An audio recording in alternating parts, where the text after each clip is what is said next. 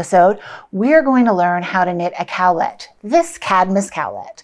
And a cowlet is a cross between a shawl and a cowl.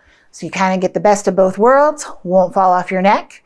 This one is constructed from the top down. So we start right up here with a garter tab cast on. We do a flat triangle and then we join in round to finish the cowlet, and we top it all off with this cute little tassel. And we're going to learn to do all these things in this video. So let's get started. So this is the top edge of the Cadmus cowlet. And the way that this starts is it starts with a garter tab and a flat little triangle, just like a triangle shawl. And the garter tab is this portion where you knit a little narrow band of garter stitch, and then you pick up stitches and work back and forth. So what we're going to do is we're going to do that garter tab. So what I have here is I have my little piece of knitting where it said cast on 3 stitches, and then it said slip 1, knit 2, and then the next row knit 3 until you get the right number of rows, which in this case it ends up being, I think, 16. And then it tells you to do the next row is where you're going to do the pick up and knit. And when we pick up and knit on a garter tab, we're going to pick up and knit from these places in between the ridges here. And it's easy to tell the difference on this one because we have a slip stitch edging, which is this nice, almost braided looking thing on the one side. That's not the pickup side. We're going to pick up from the other side. So the line of instruction reads, we're going to slip 1, knit 2. We're going to slip it with the yarn in front to make that pretty braided edge. We're going to knit 2. And then it'll tell you to turn the work 90 degrees. 90 degrees is that. Sometimes it'll tell you in a pattern to turn it a quarter turn. Same thing. We're going to lay down our extra needle. We're not going to need that for a minute. And we're going to pick up and knit 7 stitches in between the ridges. Whatever pattern you have will tell you. This is the Cadmus cowlet, so it's telling us here the 7. So we insert our needle into that space between the ridges. See the 2 ridges there? Insert our needle, wrap the yarn around, pick up and knit. And we're going to do that again right here in the in-between space. And it's just 1 strand of yarn. It's easy to grab. And we're going to do that all the way down, right in between those ridges. And then we're going to do the thing where I'm not counting properly, and I have to go back and count and make sure I got the right number, because if you're anything like me, I do this every time. So we started with 3. We should have 10 if we got all 7. 2, 3, 1, 2, 3, 4, 5, 6, 7. Perfect. And then to finish this off, we're going to pick up 3 stitches from the cast on edge. Now sometimes they will have you use a provisional cast on, but it's only 3 stitches. So I just say pick them up from the cast on edge and we're good to go. So then what we have is something that looks a little like this. And if we turn it upside down, we can kind of see how that's the beginning of the shawl. And then in the next row of the shawl is where we're going to do the increases that get us ready to start doing the patterning. So after we've finished our garter tab and our pickup, we have 13 stitches. And we're ready to work the setup rows for the Cadmus cowlet. So the way that those rows are worked, it'll show us how to do all the increases that we need to know for this pattern. So we're going to slip 1 tip to tip with our yarn in front. It was already there. And we're going to bring the yarn to the back. The first increase that we're going to do is a knit front and back. So that's where you knit into the front of the back, the front and the back of the stitch. So we knit into the front, but we don't take the stitch off the needle. And then we knit into the back of the stitch. And then it says to knit 4, 2, 3, and 4. And then we're at the center stitch of our work. And for the center stitch, we're going to do a double increase, which is called a knit yarn over knit. So we're going to knit into the stitch, but not jump that guy off, wrap for a yarn over, do a knit again, and we've turned 1 stitch into 3.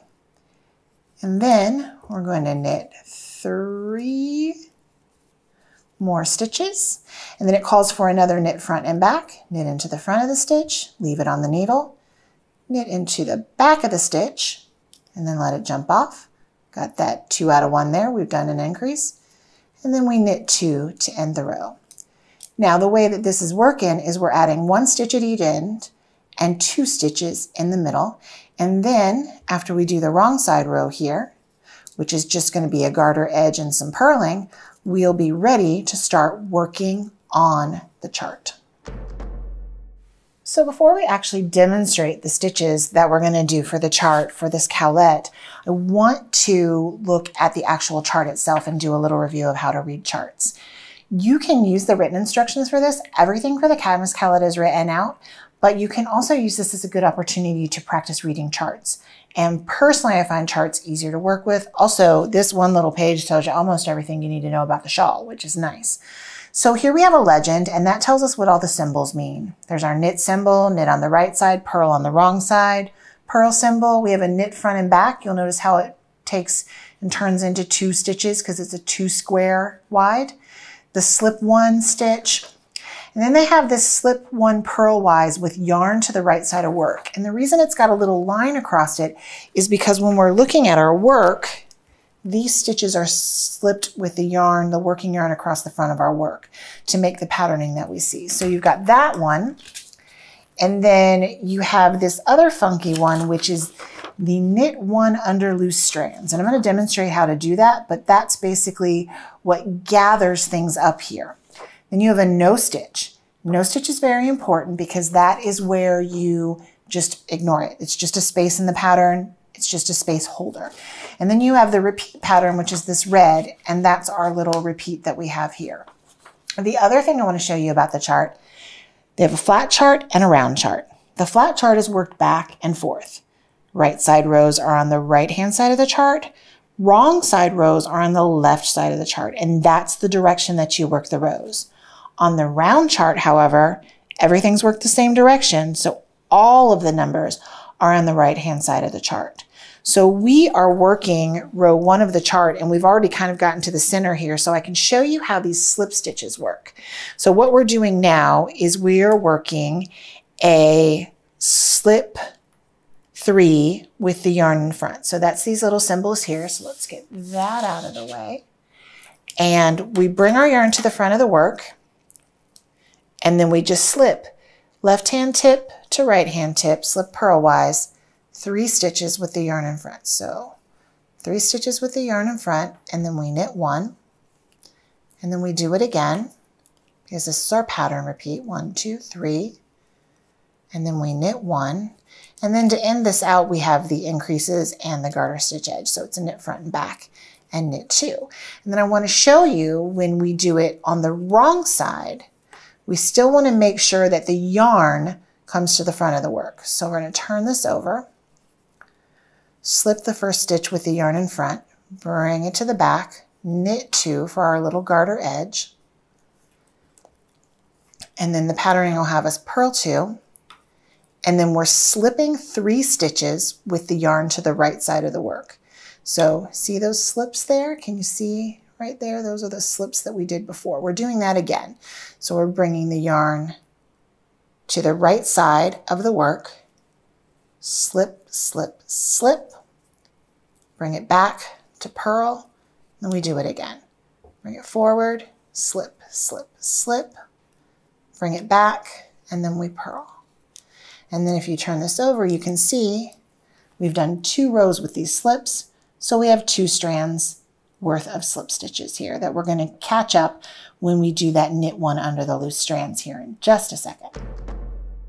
So looking again at the Cadmus cowlet, I want to show you kind of what we're doing here. We've slipped those stitches, and what we're doing is we're using that knit 1 under the loose strands to kind of catch that up.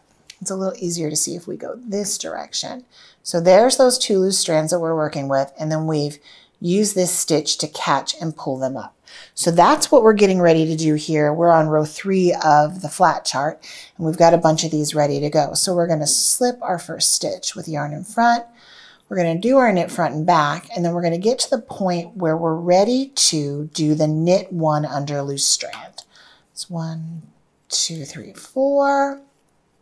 And it's basically, we've got these 3 strands. We're doing it on the center because we don't want them to lean. We want them to be centered here.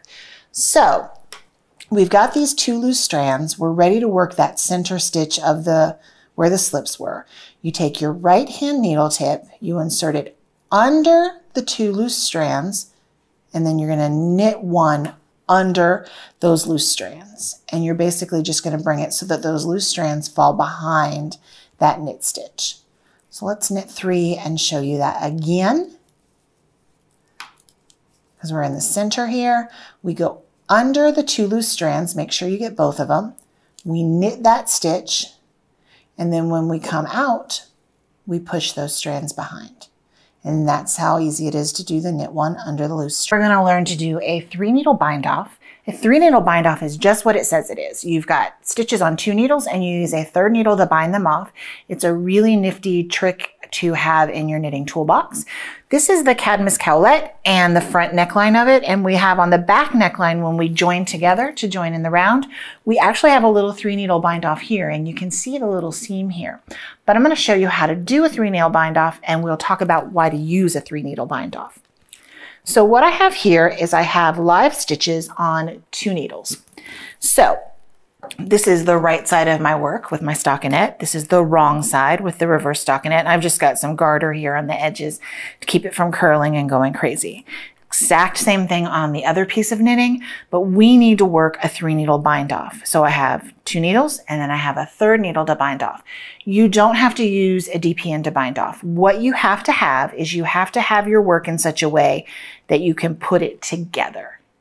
You can do that on circular needles, you can do that with separate straights, but the tips of the needles need to be in such a way that you're ready and you can work on them. So for example, here, I would need my tips to be at the ends of each of these pieces when the right sides are faced together. Because we're doing a 3-needle bind off and it's going to create a seam line here, we want to make sure that we're looking at the wrong side of the work when we do this. And we don't want to be seeing the pretty side. So 3-needle bind off is super simple. I'm going to get my work a little further down on the needles here. When you do a regular bind off, you knit a stitch, you knit a 2nd stitch, and then you pass that 1st stitch over the 2nd stitch. That's how we do a normal bind off. On this, we're going to do the same thing, but we're going to be working through the stitches on both needles at the same time. So I'm going to go through the 1st stitch, and I'm going to go through the 2nd stitch, and you see how I have through both of them. I'm going to knit them, and then I'm going to let those stitches fall off the needle tip, both of them. Oops, that one's trying to cling on for dear life. And then I'm going to do another one. I'm going to knit through both, go through the 1st, go through the 2nd, just like normal knit. We're not going through the back loop or anything. And then when I get that stitch on, I go off. So then I have 2 stitches on my needle. I like to use the back needle tip on the front one. I want to use the back one, and I lift this over and off. And then I'm going to do that all the way down this line of stitches. So I knit them both together like that. And so we have going in, and it gets easier the further along you go. And what's going to happen when we're done with this is we're going to have a nice solid seam at the end. Now, why do we want a nice solid seam? Well, one of the reasons that we want a nice solid seam is for structure. You'll see the 3-needle bind off used a lot on shoulders of garments. They'll leave the shoulder stitches live, and then they'll work a 3-needle bind off just like this on the wrong side of the work in order to close up that shoulder stitch, so that those shoulder stitches. And the reason for that is we want a shoulder seam, can't talk today, want the shoulder seam to be sturdy so that the sweater doesn't stretch out. It's the same reason we like seams on the sides of sweaters, is because they add structure. So I'm almost done here. I'm going to go ahead and get all the way to the end so that you can see this seam. Almost done. And then when you get to the very end here, we get the last 2, we knit them together, and then we've got those last 2 stitches on. I'm going to drop one of my needles, take this, easier than it sounds, over and off, and then I'm stretching out this last loop. I'm just going to go ahead and pull my working yarn through so that we're ready to go. And then what we've got is 2 pieces of yarn, 2 pieces of knitting that are neatly joined, and you'll see that little seam line there. And then on the wrong side, what you get is you get a very tidy looking kind of ridge. Very tidy. If you were ever going to do something where you had exposed seams, a 3-needle bind off is actually a good idea to work on the right side because it's such a nice, pretty looking seam. But see here, and then we have the line on the other side, and we've just basically used the 3-needle bind off to sew these 2 pieces together. So after you've done the 3-needle bind off here, you're going to be ready to join in the round. And so after you do that, you're going to have enough stitches on your needles to easily join in the round and start working the chart in the round. So we're going to move back over here to the round chart. Remember, the row numbers are all on the right-hand side because you're only working one direction. You're going to work the repeats as indicated, but it's the same basic patterning. You're still doing the slips. You're still doing the knit one under the loose strands. It's just changing a little bit and how it goes. But basically, you're going to continue the patterning as you go through, as is written in the pattern. One of the things, though, that you'll notice on the Cadmus Cowlette is we use 3 different colors. The flat portion is all in this cream color. I tend to call it the vanilla color because it reminds me all of ice cream. And then you have a slow transition into this orangish color. And so when they do that, the instructions will tell you what colors to use on different rows. And that's how you fade slowly from the cream into the orange, and then again from the orange into the pink. So you have vanilla, orange, and strawberry, I say. And then when you get to the end of this actual portion, like all the stitches are done for the cowlette, you're going to do a garter border at the bottom because we did a garter edge on the top. So we're going to do a garter border on the bottom. When you do garter stitch in the round, it's a little different than doing it in flat. And when you do flat garter stitch, you just knit every row, back and forth, back and forth. But when you're going in the round, you have to alternate between knit rounds, and purl rounds. And then when you get to the bottom here, we actually bind off purlwise so that we have a nice garter ridge here at the very bottom. And then when you finish all of that, you'll be ready to make a tassel if you want to. So we want to make a tassel. Right here, I have 3 different tassels to show you. I have a short, a medium, and a long. These tassels are made with worsted weight yarn, and I used 3 different colors. I used a cream, a lavender, and then a purple, and they blend nicely. And they're different lengths. When you have the shorter tassel, you'll notice it looks a little fluffier. It almost has a pom-pom feel to it. The medium one is the one very similar to what we used in the Cadmus shawl, just different colors. And then this long one has more of like a graduation tassel feel to it. And if you wanted to make something like a graduation tassel, you could actually use a thinner yarn and make it even longer so that it would have that long kind of skinny feel. So you can do this with a variety of yarns, thicker, thinner. You just have to adjust how the wraps go and you can kind of play with it and see how it goes. Now, the way that I do my tassels is I do them on cardboard. So here we have the cardboards that I used for these tassels. And you'll notice when you look at these, I'm going to kind of lay these out for you, that the tassels are actually a little bit shorter than the cardboard itself. The reason for that is because the head takes up a little bit of the length, and then trimming at the bottom to kind of get these nice and even takes up some as well. The other thing I want you to notice about these tassels is how the head is wrapped around. Here I've wrapped in the cream color, and the center one here I've wrapped in that light lavender lilac color. And then on the smallest one I use the darkest color. And if you look at the tassels, you can kind of see the different ways those colors stand out. The cream stands out the most. The dark is okay, but it fades a little more. But this kind of medium tone, because I've got 3 tones here, is the one that is the least showing. It just kind of blends in nicely. And you can decide what kind of look you want for your tassel with the colors that you use. You might make an all purple tassel with a cream wrap or an all white tassel with a purple wrap. The variations are endless, which is lovely. So we're going to get our cardboard, and the way that I do this is I'm going to wrap 3 strands around at once because it goes a lot faster. Like I said, this is a 72 strand pom-pom, so I don't want to wrap 72 times. I want to wrap as few times as I want. So for me, I've got 3 strands. So when I wrap once, coming to the other side, that gives me 6. So I just need to do this 12 times. So when I do my first one, I kind of hold on with my thumb, and then I wrap it over the top, bring my yarn back up and kind of overlap it a little bit so that it's kind of holding those bottoms into place. And if your yarns are getting tangled or anything at all, you just need to straighten those out as you go up. So we wrap, that's our 3rd wrap. This is our 4th wrap. 5, and I'm going to count these all out for you so that I don't lose track. 6, 7, 8, 9, 10, 11, and then that's 12. And you'll notice that's very similar. We've got a nice thick thing going there. So then I'm going to grab my handy dandy scissors and I'm going to cut the yarn. There we go. The yarn like ran away like it was scalded. And then we need to start doing things to secure this up. Now the first thing that I do is I grab the yarn that I'm going to use for my head and for my string. And then I'm going to grab a tapestry needle as well. And I'm going to use that to feed through. So for the top, I'm going to grab a length, and I usually do about a foot or so, fold it in half so that I have about 2 feet. And I like to do it double just because it's a little sturdier. So when I'm threading my tapestry needle to do this, so there's a little trick.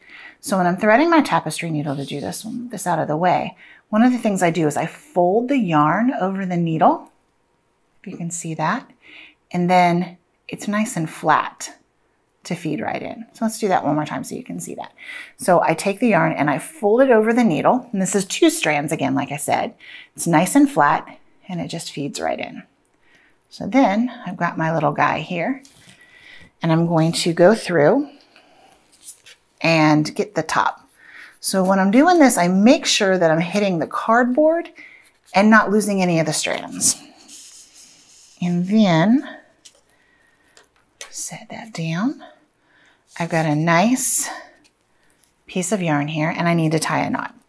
So we're going to tie a knot as tight as we possibly can, and then we're going to tie it again, and I always remember the wrong way to go. We're going to tie it again so that we have a super tight knot at the top.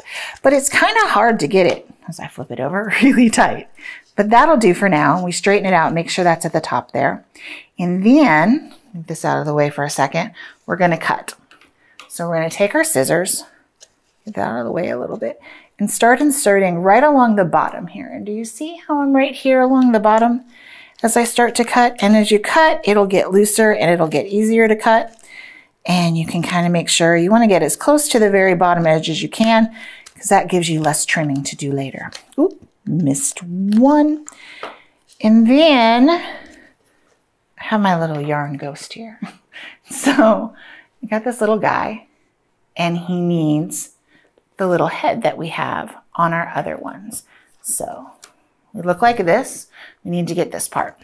So let's get another length of yarn.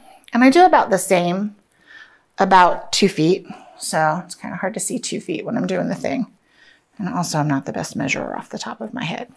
So I'm going to cut another double length of yarn, and it is important that it's doubled this time as well. And the way that you do this is I want to smooth him out, my little ghost, as much as possible. And then once I have him smoothed, I pick how big I want the head to be. And I'm going to make it about the same as the other ones. You can make it longer, you can make it shorter. Pick how big I want the head to be and have the loop sitting like this. Do you see my loop right here? And then I'm going to take the long bit and feed it through the loop. And so what you have, make sure you can see that. What you have is this. Make sure it's where I want it to be. And then I pull it as tight as I can. And then I make sure everything's straightened out. There's no strands that are going to be wonky for me. And then, as that's tight as it can be, I wrap around a bunch of times. And these little guys like to, oh, and you see we've got a mistake here because these guys didn't get in. So I'm going to take my little loopy doopy off. It's good that I didn't tie it yet because that would be a pain. And get those back in. And I'm just going to take this apart here. And like I said, we set the loop on the back. Lay these out to kind of get them out of the way. Feed the other strands through the loop. Give a little thing here. Make sure everything's the way I want it to be, as tight as I can get it. And then wrapping around. And I'm wrapping around a few times here. And I like to do it about as many times as it takes for me to have really feel good about how this is. So it depends on how thick you want that to be, but you need it a few times. So here, probably wrapped it 5 or 6 times. And then I'm gonna need my tapestry needle again, because I'm going to thread my tapestry needle just like we talked about before. And I'm going to pull my strands through. Oops, got a little crazy there. So I have both strands on my tapestry needle. I pull this crazy tight, and then I feed the tapestry needle straight into the head and through the center. And then I pull that. And then you're gonna have to pull on these extra strands here. And then you pull that super duper tight. And then you have your little head. So I'm gonna take my tapestry needle off. And then what I need to do is I need to do the trimming. And the way that I do the trimming is I make a fist. And I make sure this is all as straight as can be. I make a fist, I grab my scissors, and I just start going. And I'm trimming all these long pieces off from when I tied things together. Had a little wonkies there, get those out of the way. Trim, trim, trim. It's kind of like trimming a perfect pom-pom. These won't lay the same as a pom-pom will, of course. And I just go, and I'm really careful not to cut my hands because I need my hands for knitting. And then kind of smooth it out, get the dirty bits away, and you have a nice little tassel. Thank you so much for joining me for this video learning how to knit the Cadmus Cowlet.